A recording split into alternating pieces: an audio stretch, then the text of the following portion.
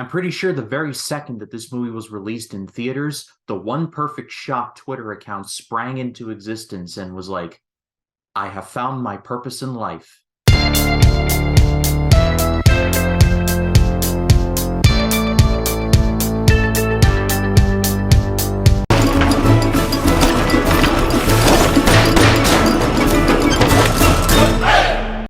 Hello everyone, my name is Ryan Cam and welcome back to the road to Asteroid City.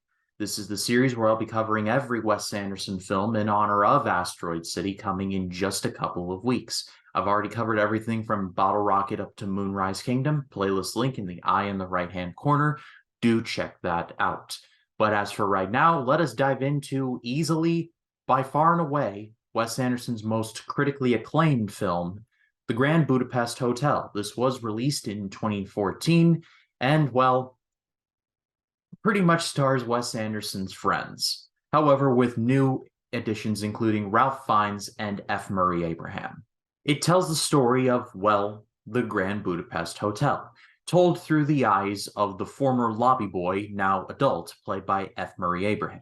His name is Zero, and when he started at the hotel, he was taken under the wing of the main guy, the guy who takes care of the hotel, the concierge, played by Ralph Fiennes. With his immaculate dress and his Hercule Poirot-esque mustache, he pretty much manages the hotel and their very wealthy clientele in more ways than one. However, through a series of events, the hotel is thrown into turmoil. That's the best I can describe it. When I say that this movie was Wes Anderson's most critically acclaimed film, it seriously was. Now, let's just say that Wes Anderson's films have never been critically panned, as far as I'm aware. However, The Grand Budapest Hotel was pretty much seen as his masterpiece. It was nominated for several Oscars, including Best Picture. In my research, I found that it was the first spring-released movie, a movie released in spring, since Erin Brockovich and Silence of the Lambs in 2000 and 1991 respectively, to be nominated for Best Picture at the Academy Awards. So yeah, Grand Budapest Hotel is occupying some pretty rarefied air. Rewatching clips for this review, I had honestly not seen this movie in a couple of years. I think I saw it in 2021, I think in the spring of 21. But rewatching clips for this, it brought back a flood of memories.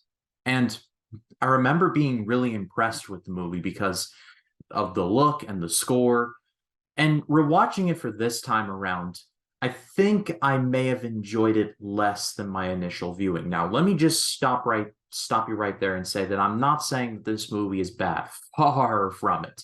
The movie is expertly made. I think in terms of score and in terms of visuals, this is peak Wes Anderson. This is Wes Anderson at the pinnacle. Peak symmetry, peak trains. Like, you name it, Wes Anderson peak. He has achieved it with the Grand Budapest Hotel. However, it's kind of similar to the Darjeeling Limited in that I was honestly struggling trying to remember the story for this. Again, not comparing the Grand Budapest Hotel to the Darjeeling Limited. I promise you I am not. I bring the Darjeeling Limited up because when it comes to the Darjeeling Limited, it was the one that I was like, you just filmed your friends in India and just cobbled together something resembling a screenplay.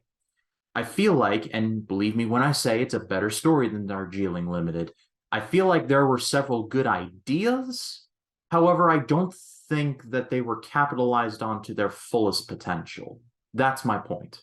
As I mentioned, this movie looks absolutely gorgeous and it sounds just as good. This movie is just a sight to behold, literally a sight to behold. The cinematography for this movie is just outstanding. There is not a single second where I was like, that's ugly. I saw a Letterboxd review that said that if they could frame this entire movie in their house, they could do it. And I honestly don't blame them. The movie, like I said, it achieves peak symmetry. There is not a single shot that is out of place. As the concierge tries to make everything perfect for his guests, the movie reflects that in its visual language, and I really did appreciate that. And of course, the cast is stellar. You got your regulars in the Anderson universe, your Bill Murrays, your Jason Schwartzman. However, returning, kind of similar to Fantastic Mr. Fox and Moonrise Kingdom, it's the one-timers that really steal the show. Ralph Fiennes, who crushes it. I mean, it's Ralph Fiennes. Of course he's gonna crush it. But then you got F. Murray Abraham, who's always fantastic. And then you got, and I'm going to pronounce his name right, Tony Revolori. I believe I got that right, who plays the young Zero. F. Murray Abraham plays the older Zero. Tony Revolori plays the younger Zero, and they both do a great job. The movie is so good at its strengths, it is so incredibly strong in its strengths, that the weaknesses are almost canceled out, in my opinion. However, there are weaknesses. The story, like I talked about, but there's also some very weird tonal changes, too. Like, for example, in the beginning of the movie, the concierge falls in love with a woman whose name is Madame D. She's played by Tilda Swinton, and she passes away about 20-ish minutes into the movie. The movie revolves around finding her will. And so, like, when he receives the news that she has passed away, he's like, she was a nice woman. She was also really good in the sack. I'm like, yeah, that's totally what we were wondering, my guy. Like, what? And like I was talking about earlier with some story beats, I don't think feeling like they were really capitalized on. I feel like this movie was supposed to take place in like 1930s Europe, where a certain regime was taking charge, and I feel like Anderson was trying to allude to that, but not directly reference it.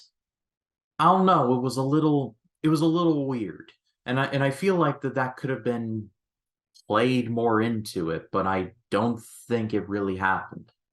There are themes that are subtle, like, say, themes around nostalgia and wanting to go back to a time that you can never go back to. It's more concentrated in the F. Murray Abraham character.